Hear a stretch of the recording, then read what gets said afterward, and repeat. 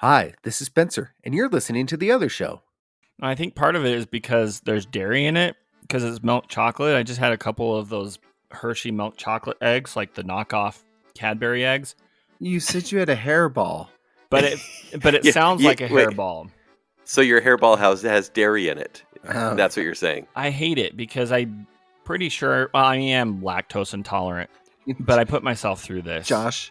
And so then it takes forever for me to get back to where I don't feel like I have a hairball in my throat. Old MacDonald is your mortal enemy. You are lactose intolerant. You're allergic to eggs. Mm-hmm. You're scared of deer. Mm-hmm. Hey, Old MacDonald did not have a deer, E-I-E-I-O. He did. All right. But pork does also do a number on my stomach as well. Sorry. I mean, I love bacon sale and all. That's because you're Jewish. But bacon and I do not agree. And let's be real. When did you discover this? Oh, wow. What is a horse if not a deer without antlers? We're still on this. That's the deepest thing I've heard all day. Wait, you're good with beef, right? Like burgers? Yeah, I'm fine. Whoa. Seasoning sometimes. Back up. Kent, that's the deepest thing you've heard all day? Yeah. Yes, it is. Okay, get ready for me to blow your mind. Because Okay, blow my mind, my Spencer. daughter is finally getting more cognizant. I was telling Josh this morning. You remember the story, Josh? Oh, yes. Because I was on the phone with you. Mm-hmm. And Hazel gets super serious and starts looking at her hands, like back and forth. And she says, Dad, my hands are dry. You sure she wasn't high? Because that's pretty much what happened when I had one of Marianne's gummies. Wait, yeah, her hands are dry. Like, are they normally wet? Nope. Like, are we talking like... No, we were just driving to drop her off at Grandma and Grandpa's for the day. She hadn't been in anything. She's sitting in her car seat, and all of a sudden she stopped what she was doing, looked at her hands for Josh, it was like a good 45 minutes to a minute. 45 seconds to a minute, you mean? And he can normally 45 seconds to a minute. Mm-hmm. You can normally hear her chatting in the background or singing to Howie or something like that. And she just stops and she's like, Dad, my hands, they're dry. Yeah, she got into one of Marianne's gummies. Yeah, so Josh, tell me what happens when you get into Marianne's gummies. Well, this was the first time, because I usually use it. And how many milligrams are we talking? Okay, well, this was the first time I took a gummy, right? Because I took it for sleep, same as Marianne, and Sure. took it, and I was laying there in bed, staring at my hands, and I had my hand out, like all 5 fingers like this, right by my face. Sure. And I'm like, honey, look, if I have my hands like this, I only see 4 fingers. But if I put them together like this, there's 5. And 4, that's the thing. It made so much sense 5. To you. Yes, it does. And she just sat there. What is the difference between laughing at me? Gummy Josh and elementary school Josh, though? 30. Yeah, which one's more vocal? 35-year difference, pretty much. I would love that. I just want to be in the room when you take one of these gummies and you're staring at your hands. I didn't know what kind of dosage to take. And before Marianne suggested that, I should start off with just a little bit or half, I just plopped in the whole thing and ate like a whole gummy. And I think a whole gummy is like 10 milligram, and that's actually it's a lot. It is a lot. And the thing is, it helps me sleep much better than melatonin or cough syrup. Well, sure, yeah. And that's only in case of emergencies. But I don't know. I've just never gotten around to getting myself my own, card or whatever. Yeah. But I did try to get you to get me some gummies from Amsterdam. There were plenty of shops. Oh, man. What's so special about the gummies in Amsterdam? It's just like how special the ketchup chips are in Canada for you. Yeah, it's like when you get them from the source, they're a little more special. Like, sure, you can go to Harmon's and get ketchup chips, but, it's a little bit more special. But see, the thing is, I just knew if I asked you, Kenny, I would be like, if you did bring me back some, that's probably how you get on one of those Discovery Channel specials about being, jailed abroad. Yeah. You probably should have just brought back some like Haribo gummies, like some gummy frogs or something. I wouldn't have known the difference. And then told Josh what they were. I would have been like, hey, Josh, this is the good stuff. I got these from the best 5 shop. fingers. Yeah. But then I see 4. Yeah, we could see if this really is a gummy thing or it's just a Josh thing. Or a Mormon thing, because it's the Haribo placebos, actually. Because I had a mission companion who, like, legit, same experience as Josh, looking at his hand. Mm-hmm. Isn't it amazing how, like, hands fit together? And, like, you can hold somebody's hand? Yeah, he rolled up oregano and smoked it, right? Like, that's what Poppy he did. Seed muffins. Dude, we were in the MTC. So, the strongest thing he had was caffeine-free Dr. Pepper. Listen, that gets pretty crazy. If it's expired, hey, you could have a wild night. No, thank you. Speaking of wild nights, and Josh being a sinner, you going to the European land of sin. Mm-hmm. Yes. I'm convinced that we are in the second coming, guys. Why? What happened now? What? Huh? You know that the Santa Monica Pier is on fire. Wait, what? No, I heard it was on fire. Is it still on fire? I don't know if it's still on fire. I just know that it's a den of sin and iniquity and burned to the ground. Oh, what's wrong with the pier? Come on, they got the Ferris wheel there. There's people in bathing suits, and I'm sure I saw somebody touching hands. Ew, gross. Burn it down. Not only that, okay, so the Santa Monica Pier, and then there was an earthquake in Disneyland. Okay. And there was? Where have I been? In Disneyland or around? Are we talking like in Disneyland or like on the Winnie the Pooh ride? Because the Winnie the Pooh ride, it gets a little weird. It's just the wind. It's not an earthquake. It's just a wind. No, there was an earthquake. Well, I think it was around Disneyland, okay? It's close enough, right? Okay, so California is falling apart. They're making their break for the ocean, I guess. It's not just California, though. The happiest place on earth had an earthquake as well. Wait. That's in California. No. Spencer's on a gummy right now. How many fingers do you see? There was an earth. How many fingers? 171. Yeah, he's got the lucky finger going on. I love that so much. No, the happiest place on earth, Thatcher, Utah, had a 4.2 magnitude earthquake yesterday. Oh, Thatcher, Utah. Okay. Yeah, that's true. 2 of them. Whoa. Well, there's a lot of aftershocks. They had a couple this morning as well. That's pretty crazy. I have the earthquake app. End of the world. You need to repent, Josh. Thatcher, Utah is like an hour and a half away from me.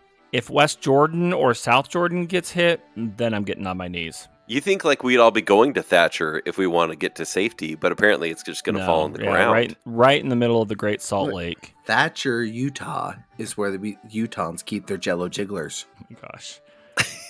That's where we keep them? I think that's about all I've got for this story. So Spencer's becoming some end of the world theorist, and all he has is, hold on, let's back this up. An earthquake in Thatcher, Utah. So that's the end of the world, huh? Some rumbling in Disneyland, and there's a pier made out of wood on fire. Yeah, he got into my wife's gummies. Yeah? Like, I am building my own earthquake thermometer at home with Jello jigglers. No. Okay, hold on. Earthquake thermometer. Is it like those sticks that you hold at ghost hunts? And you try to get them to point a certain way? I heard demon. I heard demon.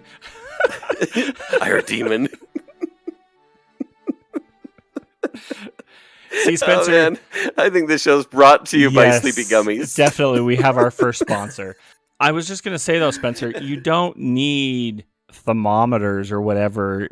All you need to detect an earthquake, you just need those big, giant, like, googly eyes. Go on. And if the googly eyes go crazy, if they give you Josh eyes at a haunted house, then you know there's an earthquake. Wait. Are you saying actual eyes? Or are you saying those glasses that have the slinky eyes? Those could work. Are you talking about which one are you talking about? Well, but like the googly eyes. Yeah, those could work. Anything that No, I know jiggles. what you're talking about, like the googly eyes. Yeah, you just anything that jiggles. I'm gonna start walking around shirtless. I have no idea what's going on right now. There you go. So, Josh, you're saying you have an animal if the police sense. stop me, I'm like, I'm an official earthquake meter. If I start jiggling, you better start wriggling away. So, are you just gonna walk from town to town with your shirt off? And be There's gonna be a tattoo on it that just says "Earthquake Detection System." There's gonna be different lines on it, and if you can't see those lines while it's jiggling, that's a different Richter. If he gets slapped in the face with his nipples, then you know it's a really bad one. I'm now picturing Spencer going to the town square of every town and standing there shirtless, like in the Superman pose, right? Hands to his sides. He's like, "Yep, it's a little windy. It's a little cold, but we're good. No earthquakes." Eating a plate of nachos. Eating a $1.50 combo. But then, that's what it's going to be. It's going to be a $1.50 combo. And it's going to be a tax write-off because it's my occupation at that point. Listen, there needs to be a Joel Schumacher end-of-the-world movie. Michael Bay, whoever, needs to direct this movie where you have warned everyone and they didn't listen. And the end of the world comes. It's like 2012 Part 2. 2013. Don't give Michael Bay ideas because he would put that character in one of his It will movies. be called 2012 plus 12. 2012 and 12? Yes. Why are we so giggly? I blame Marianne. I think we got Josh's, Marianne's gummies. I mean, it's not like even referencing them is a problem. But seriously, though, is that the name of the episode? Marianne's gummies. I don't know. I don't know. She'll appreciate that. But seriously, you didn't bring any back for me, though. No, I didn't know if that's what you wanted. I'm sorry. Damn it, Kimmy. I mean, you took my Instagram caption. He made it really clear in all of our text messages. That's all that was the last conversation that we had. Hey, look. Before you got on the plane. It was not the last conversation we had. We had a different conversation altogether. Oh, yeah. We were talking about how our number 2 market outside of Utah is Susanville, California. Yeah, Susanville. Mm-hmm. But no, look. And we had to Google that. You guys know that I ignored you completely while I was gone. So, which we expect. I actually got a little PTSD. I thought we had offended you again. That maybe you'd gone to see Bush while you were there. I went all the way to the Netherlands to see Bush. But it turns out you were just hanging out with Kush. Oh my gosh. That well played, sir. You're so proud of yourself right now. You're so proud. Oh, yeah, I am. I'm beaming more than when I first became a dad. I should probably edit that one out for your wife because I feel like that could be the start of a fight for you two. No, we get along great. If we haven't killed each other over these cats lately, then we're solid. Oh, I've heard some of those stories. They're all on the bonus episode. I missed you guys. How was Casey? Casey was great. Casey, delight. Like a delight. Like maybe better than me. Like at first he was going to be a Spencer replacement, but now he's a Kenny replacement. Like what's going on there? Oh, now we're getting insecure? Yeah. Listen, when you're gone for a week and a half and you don't really pay attention to anything, you get a little insecure. Maybe not a replacement, but we might just expand to 4, like the Beatles. Hey, that's all this podcast or any podcast needs is another dude. Another white dude. We really don't have enough testosterone because, I mean, I'm in my 40s and I don't need to go into all of that. I mean, look, we almost called this podcast low T. So, yeah. It's true. And Kenny is the one that carries the tea. It's true. But it's silent. Yeah, it's a silent testosterone. Ooh, that is the name of my next podcast. Actually, that's a really good name. Go for it. Either that or a band in college, right? Indeed. But no, seriously though, like how was Amsterdam? Give us your travel log. There's a lot that happened. There's a few specific instances that I want to share with you guys and the listeners all together that I feel like are more relevant to you guys. I visited this part of town that was interesting. Okay. Were the lights red?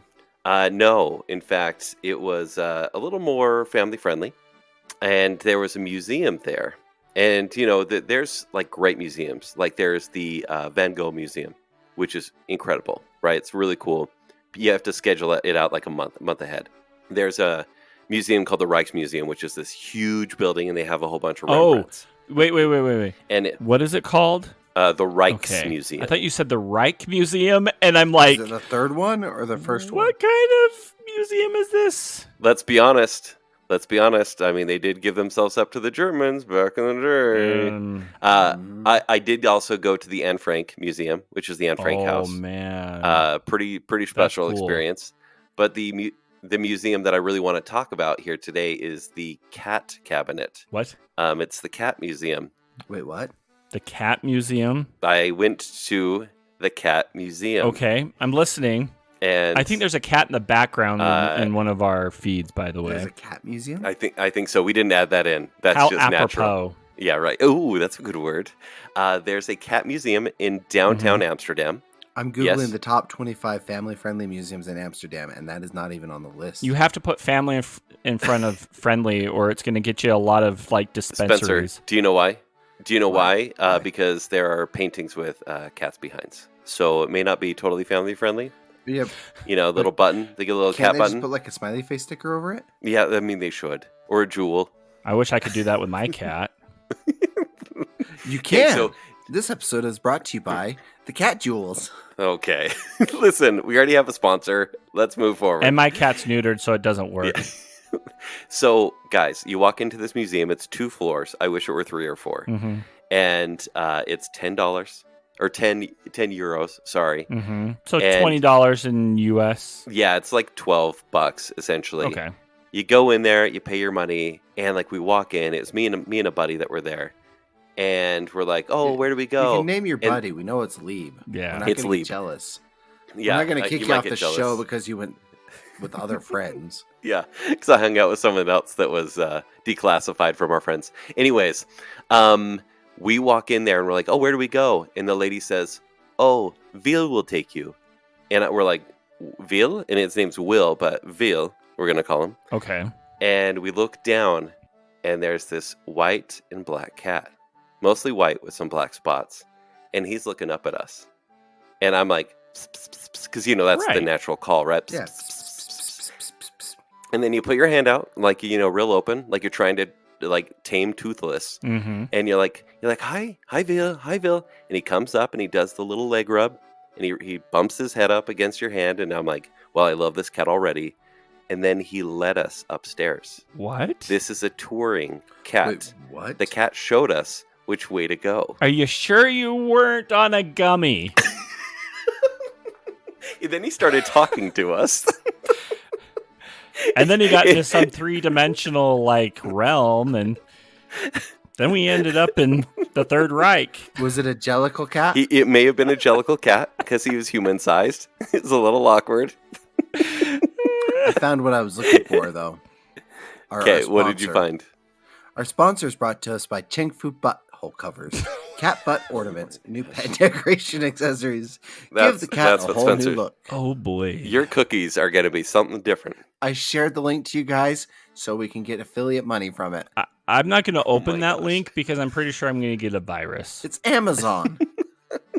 Like a real virus or like a electronic virus? Anyways, so Vil took us upstairs, and then there's a hallway, and there's all these French posters of cats, and it's just real old school, cigarette ads, or old school propaganda that has cats on it. And it's just everything is celebration of cats. Nazi propaganda? No, not quite Nazi, but there was some Italian stuff. There's French stuff as well. Were there pictures of Meow Cellini? Oh my! you are on one, and I love it. Yeah, you are loving yourself though. So tonight. Yeah, that kind of reminds me of this news clip I saw the other day on a reel of this reporter who apologized for putting a picture of a cat that looked like Hitler on the news, and she didn't catch that the cat's name was Hitler. Kittler. Yeah, Kittler. It was right? Kittler. Well, it's kind of a slang breed of cats. There are cats with a mustache, and they just call them Kittlers. I mean, it's not the actual breed, but I mean, there's websites dedicated to them, and it's the best. Unfortunately, no Kittlers. Well, that's good. That's good. That should not spread. Yeah. So, meow and comp. Anyways, I'll stop. Meow and pomp. No, let's get it. Let's get past that. Anyway, so there's paintings of cats from throughout the decades and past century or two, and I was like, wow, I didn't know this much cat stuff exists. And then they start showing royalty and their famous cats, and then they had quotes from like Mark Twain about cats, or Ernest Hemingway and his cat, Joyce Carol Oates about her cat. And I'm like, well, this is like great. Like, this is a great celebration of cats. There was a pinball machine with cats. Wow. And it's just like, it was like basically someone owns a house that's pretty big there and just wanted to celebrate cats and wanted to charge $10 at the door. And I am down for it. There was this big painting where I'm looking at it and I'm like, it just looks like it's huge. It's maybe 12 feet across and 8 feet high. And I was like, it just seems like a painting where people are kind of drunk and scared. And then you look in the distance and there's a great cat kaiju in the distance, or like a cat god that is like shooting lasers at them, but not really. It's like lightning bolts. Wow. And I want this painting in my home. I will send these pictures, Josh, yes, so you can please. use them for the image as well. I need all of the You pictures. can use it right alongside our sponsor, Cat Fu. Or Cheng Fu. Get the name right. Cat Fu? Yes, Spencer, they're never going to give us money if we get it wrong. It's affiliate. We only get paid if somebody clicks the link and buys the Cheng Fu. But there was, so there's Vil, the cat, and his sister also lives in the house. But she's a little more stoic. She sat on the table. I thought she was a statue at first because she just sits there. And I gave her a little pet and she just didn't move. And everyone starts just taking pictures of this cat. That it was just a normal cat. But because it's in the cat museum, it felt special. I want to start one in Utah. I feel like... let's do it. We could make this happen. Yeah. I mean, if anyone can do it, it would be us, the cat dads. The cat dads. We actually had a cat cafe here in Utah. Yeah, but not a museum. Yeah, I've never gone to one. I do want to. Not a museum. Not a museum. But, I mean, when you die, Josh, you and Marianne, I'm just going to board up your house and then start charging $10 at the door to see... so people can see your house. You know, I'm just gonna say it's a cat museum, but you know the sad thing is your crap. The sad thing is our cats, they're 2 years old. They could easily live another 18 years.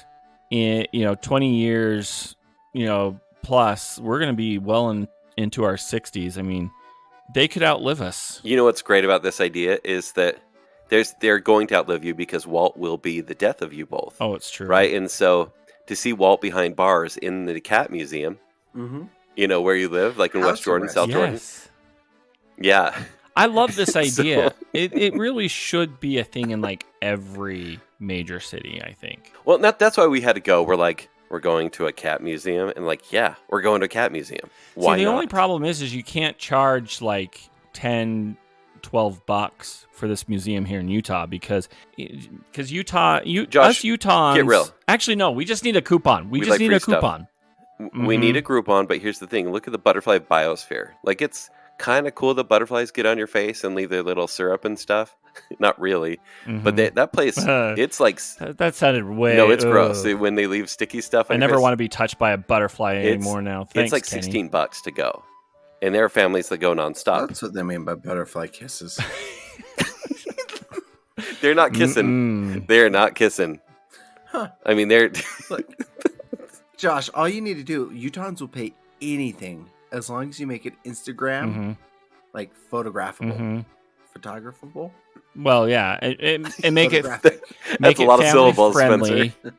And you make it where they feel like they're getting a coupon or a deal. No, like they're going to be an influencer, and they're just make it influencer friendly. No, seriously, all we need is like a giant. We'll just get a couple love sacks, and we'll say, "Okay, here's the room where you make biscuits like cats." Oh. And you just go in there, and you just push on the love sacks. Oh. And you're like, you're a cat, and you put cat paws on. Yeah, and the love sacks are full of cats. Ew, Can I just say though that is the one thing about cats that I've learned that has helped. He's still laughing. He's still laughing, seriously, Josh. though. Okay, cat eating, learning that from Walt and Roy has helped my relationship with my wife. That's how I do back rubs now. Oh, yeah. No, it's great. Yep. And then you just have to purr, and my wife is, That's what and I've said this I told the story a million times, but that's what my former mother-in-law thought cats were doing when they need to self-pleasure. When cats need, that's what they're doing. They put their hands out, their claws out. And I was like, oh, my cat used to do that always like in my armpit. He used to, make biscuits or whatever. And she's like, that's disgusting. You let it do that? I'm like, well, now I feel dirty. Oh, just she didn't understand. Okay. Not everybody does. Okay. Anyways, there's this another highlight. The day 2 that we were there, there was this thing called King's Day. And Amsterdam is like a city. I'm trying to think of like the size of the city. It's all walkable. Most people bike. Not many people drive. And it's not new. It's like Boston size. Yeah, good call. And it's not New York size whatsoever, even though it's kind of dirty like New York. But it's like Boston that you can just walk for miles and miles and then kind of get to the end. It's kind of like there's like a horseshoe with canals sort of shape. So it's huge, but whatever. Day 2, there was this big festival called King's Day. And it's a day where everyone wears an orange shirt or orange clothes. And they go to the city and they party.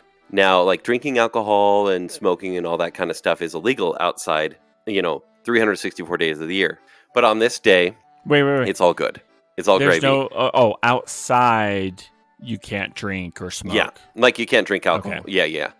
So, but this day, so Lieb and I, we got there to the city. We're thinking, oh yeah, in Utah, when there's like the 4th of July, there's parades that start at like 9 a.m. So we got there at 9 a.m. It's all raining and everything. And no one was out. It was a ghost town in this giant city. And we're like, that's weird. But it's because they have a King's Night the night before where everyone just gets smashed. And they don't wake up till about 1 p.m. And that's when they all come out to the city. And it was 700,000 people that were in the city. So everywhere you look, you're seeing orange shirts, and it's thousands as far as the eye can see. And I was like, oh, there's probably like 100 or 200,000 people here. It was nuts. There were alleyways, because they're very narrow streets there, where you couldn't even walk through because there were just people drinking everywhere. There were DJs on every corner. And by DJs, I meant a frat guy who just went out there and put a speaker system and pushed play. I'm a DJ then. On his computer.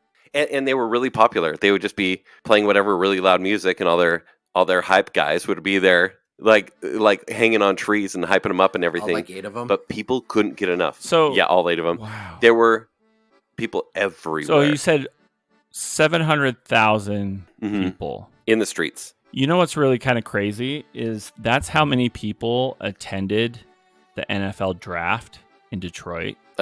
Really? I mean, do what you want with that with that knowledge, but that many people attended the draft. Oh yeah, America's a weird place, man. Okay, that's weird because they say it's the largest outside gathering, but maybe that's a Europe thing. In Europe. Maybe that's a disclaimer. Detroit will fight them to the death for that, and they got Eminem on their side. So Detroit will win. Listen, they don't have many guns in Europe, so Detroit will win. Detroiters also fight dirty. I believe it, because I don't think the Dutch stand a chance. Okay, so it was busy. You fit right in. You looked exactly like you belonged there. Yeah, I'm a tall white guy. Right? Yeah. Oh, by the way, everyone there is really tall. I want to hear the high and the low. Like, what was the low point and what was the high point? Okay, the high point was getting out of Amsterdam, and we went to Bruges. Oh. Yeah, I know, right? Leaving? Wait, that was the high point? Listen, Bruges in Belgium was the high point for me because I love old school places. And Bruges is like a town surrounded by a moat. Excuse me. And it's just like there's giant churches everywhere. There's horse-drawn carriages, cobblestone streets. Old school. Have you been to This Is a Place? I think older than that, Spencer. Slightly older. Like 700, 800 years. It's fine. St. George. What? Have you been to Thatcher, though? Have you been to Thatcher? I actually have. Yeah, I never have. So I loved it, though. They have Belgian waffles, obviously, that were just incredible. Do they call them waffles, or do they call them Belgian waffles there? I need to know that. They just call them waffles. Okay. What about French fries? Yeah, they call them frites. French fries are like a snack that people eat every day. Literally, they're walking around like having a guy's night, and people go get like it's kind of carnival food actually. They just get like a paper cone and it's full of chips, and they're fresh, which is amazing. They're actually really good. But then they do the worst possible thing to it, and they smother them in thick white mayonnaise. And it's the grossest thing, and they love it. Well, it would kill me. And it's not like, oh, European mayonnaise is so vinegar, good. That's great. Yeah, no, it's straight up mayonnaise. Was that the low? Was eating mayonnaise? Yeah, the mayonnaise. It was one of the lows. Or was it when somebody tried to serve you eggs with ketchup on it? That too. I think the low, it's not even a bad thing, but we went to the Tulip Festival. You know, two guys going to the Tulip Festival. That was your low? And I was expecting, just because expectations, I think. Okay, yeah, because that's the whole reason you went. No, we found out about it after we booked, and we're like, oh, that's so cute. It's the Tulip Festival too. Okay. So yeah, no, it definitely was not for a girl. But so it's like 20 something bucks to get in there. And I was like, well, cool. They're going to be fields of tulips. That's cheaper than the one at Thanksgiving Point. Which it is way more worth the Thanksgiving Point one. Because I was going to say. But you get in there and there's acres and acres of it's like a giant garden. It is kind of like Thanksgiving Point. But it's just like patches of flowers. So there's like beautiful gardens. Mm-hmm. It's not the rows of tulips that we all kind of picture when we think really? Yeah. the tulips in Amsterdam. I'm thinking about my in-laws' cornfields. Yeah, no, it's not that, but it's still gorgeous. But it was so full of basically buses and buses full of senior citizens, which is great.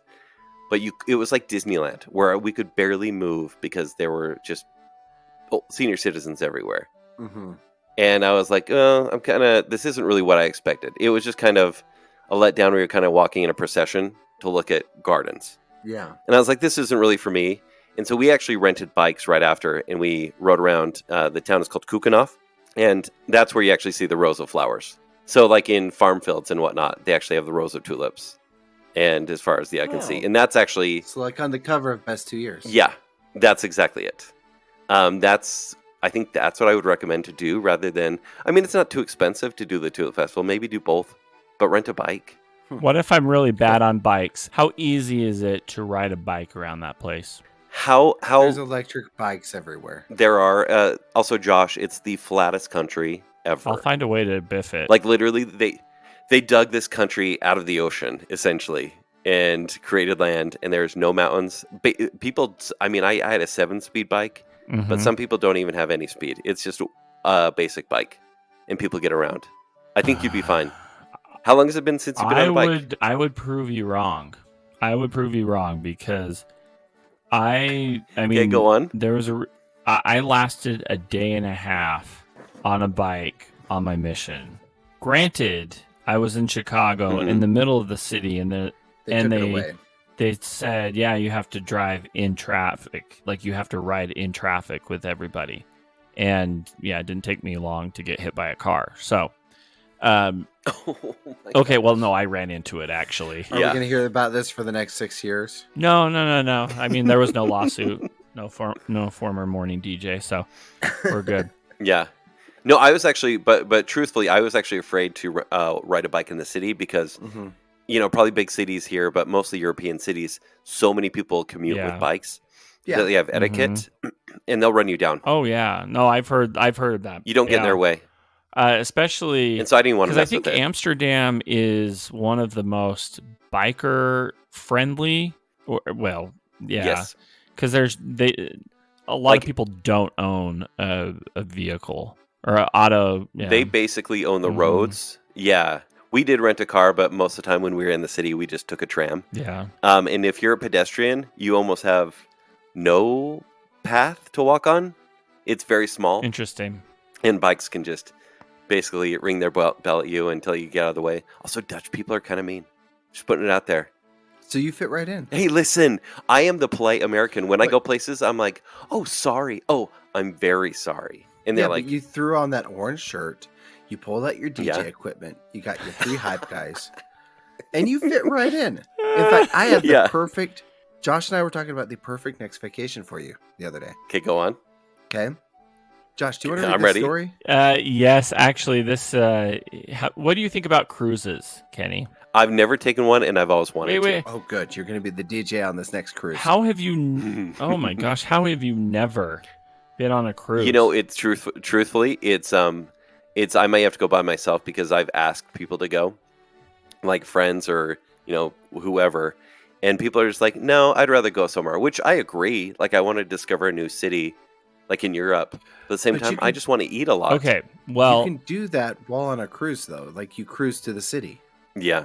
I mean, I'm obviously down. I'm going to do it. I just... Well, I have found the perfect cruise for you. This leaves in Tampa. Let's see, actually, where does it leave? It leaves the Tampa area next February 3rd through the 14th. Okay. You can take this cruise. It's called the Big Nude Boat. And it will set sail from Florida on a 10-day voyage to the Caribbean. So Bare Necessities Tour and Travel is taking over the Norwegian Pearl from February 3rd through the 14th. Nude passengers will visit the Bahamas, Puerto Rico, Saint Martin, Dominica, Martinique, and St. Lucia. While Norwegian Cruise Lines, Kent, you'll fit right in. It's true. It is an older demographic. So, I mean, you will be the best looking guy there. Oh, thank you for adding that disclaimer. Because they're not very attractive, I'll be the best one. Wait, hold on. I have so many questions here. Think of it as an investment. You find an old rich biddy. Here's kind of what you would encounter in this cruise. So while there on the Big Nude Boat, you'll have clothes-free experiences throughout the trip. Proper nudist etiquette and other rules for passengers must be followed, such as wearing clothes inside dining rooms. Okay, so there we go. Phew. So nothing's gonna get into your food. Well, yeah, you don't want hot oil on your dipply bits, right? Dipply bits. Dipply bits. That sounds disgusting, and it also sounds like something that you would get out of a candy store. Anyway, Haribo's Dipply Bits. When the ship is at sea or anchored in a port, passengers can be nude unless announcements have been made to the contrary. When the ship is docked alongside in port, all passengers must be dressed throughout the entire vessel, including balconies. Could you imagine if it docked next to like a Disney cruise? Oh, my word. It's going to. You know it's going to. Okay, so to break this down, unless you're still giving more details. Well, it just says guests will also be encouraged to sit down on towels when bare-bottomed or wearing a thong in their stateroom, pool deck, and buffet areas. They won't be allowed to take photos and videos of anyone aboard the ship without their consent. I guess that's good to know. Regardless of whether they are clothed or not. There's no photo zones will be placed throughout the Big Nude Boat. Fondling or inappropriate touching will be off limits. Should be a given. As well as being nude in front of other ships in port. So there goes that whole idea about, Disney cruise. Still happen. Lingerie and fetish wear are also not allowed. What about on fancy night? Can't you wear that on fancy night? Able to, right? Yeah. It's nude or nothing. And then anyone who fails to comply with the decorum and etiquette will be dismissed from the cruise. So, anyway. Wait, do they toss you off and you're naked? Yep, you're gone. You're off the ship. You walk the plank. For more information about the Big Nude Boat, you can click here, which takes you to cruisebear.com. Can you tell me how much this costs for 10 days? For 10 days, let me look. Hey, you could pack really light on this trip. Yes, you could. Exactly. I'll actually be there working as the tsunami scale. Stand there on... That's full circle right there. Well done, Spencer. He thought he wasn't getting much mileage out of this second coming thing, nope, but he totally somehow did. It looks like for one passenger or for two passengers actually, you're looking at a price of. I mean, I can't wait. $69,420. It's almost sold. I think it's nice. I think it's almost sold out. Oh no. Okay, but let's picture the kind of people that go to nude beaches and just have that lifestyle. Oh, you didn't want to click on Spencer's links, but you're clicking on these. They really don't hide anything. Holy crap. Wait, I'm going to have to paint explain. A picture, Josh. Well, I don't know if I want to paint a picture. Just think California raisins. Ew. Ew. Okay, here we go. So you're looking at a balcony per person for this experience is $3,900. Inside is $2,000. Ocean view with a porthole is $2,700. That means so much more now. No one needs to see the porthole on a nude boat. If you want the Haven 3-bedroom garden villa, that is $33,000 per passenger. Whoa. That's the highest one. But the porthole, man. Oh, man. Just remember, if you don't want to see the porthole on your cat, Tank Fu on Amazon. Man, you are just full circling it. Spencer is on a roll. I'm really proud of him, actually. Oh, Yeah, that was great. I mean, and his biggest fan is himself right now, but still. It took everything to get that out. I still think he got into Marianne's gummies. Yeah. Wait, so this is leaving soon. Yes, well, next year. So February 3rd through the 14th. Ooh, so it's going to be a little cold. But, honestly, though, like cruise. I do want to go on a cruise. And I've actually told this to Marianne because once we're done with our Disneyland passes, oh, really? We're not renewing. Oh. But honestly, I would love to go down like next February or March and just do like a 3 to 5 day cruise out of Long Beach, because it'd be easy. Mm-hmm. Like we could just carpool down. We don't have to drive. If we wanted to do a day at Disney, we could, or SeaWorld or whatever. But then it's just 3 days. It's a great introduction to cruising because you can go to Catalina, you could go to Ensenada. If you wanted to go down to the Riviera, you could. That's the way to do it. Different kind of cruising than, and, the big nude boat. Exactly. Where clothing is mandatory. Except for Spencer, because we do need Spencer to tell us if a tsunami is coming.